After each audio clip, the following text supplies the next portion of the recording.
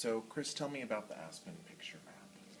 The Aspen picture map is published specifically to allow visitors to get a solid and whole picture of what our locale looks like, and to be able to use it then for a very specific purpose, that is to find what it is that they want from our town, and not only know where it is, but where it is in relation to where they are.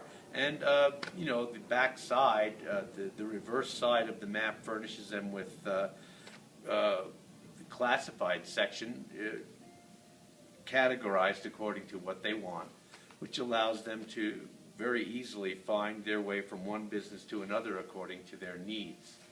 So that when they have the map, it allows them to basically it puts them together with the service that they're looking for, and at the same time offers a convenient vehicle for the concierges and the various service and information people in town to use with guests to make an explanation of whatever questions that they have.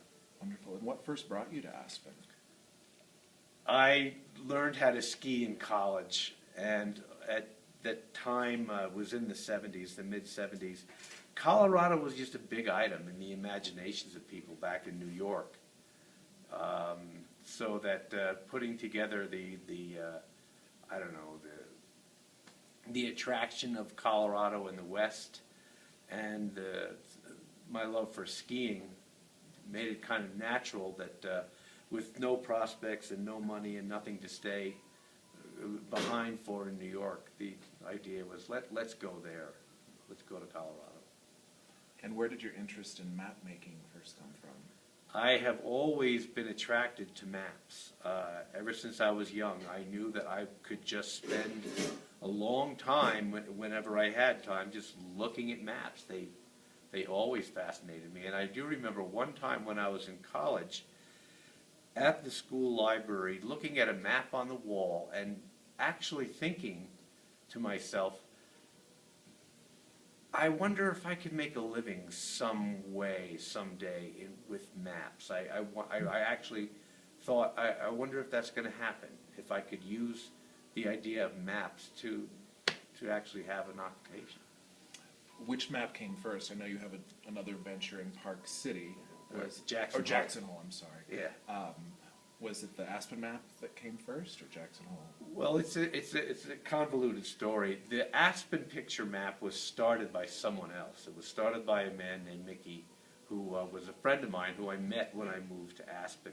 We both lived in the same Independence Lodge at the corner of Cooper and Galena, and he happened to be doing this kind of work himself. He had developed the Aspen picture map, and he was always in need of people to distribute, people to draw, to update, and to get, to help him do his work, and I was available for that. So I learned the business from Mickey and also from another friend, and actually there was a small circle of us at Independence Lodge at this time, the late 70s, that started to do our own map projects based on what Mickey had developed for himself. And so he started the Aspen picture map in 1974, and he was ready to sell it to me in 1982. And at that time I did buy it from him, and then threw out everything that he had and did my own artwork and arranged it the way, now that I was in charge, I would do it this way. And since then, it's, I basically took my cue from him, but took off from there in 82. I had already been working according to his pattern, though, in Jackson Hole. I had something going there starting in 1980, in Steamboat Springs, and in Durango. We're going to stop right there because the videographer needs it.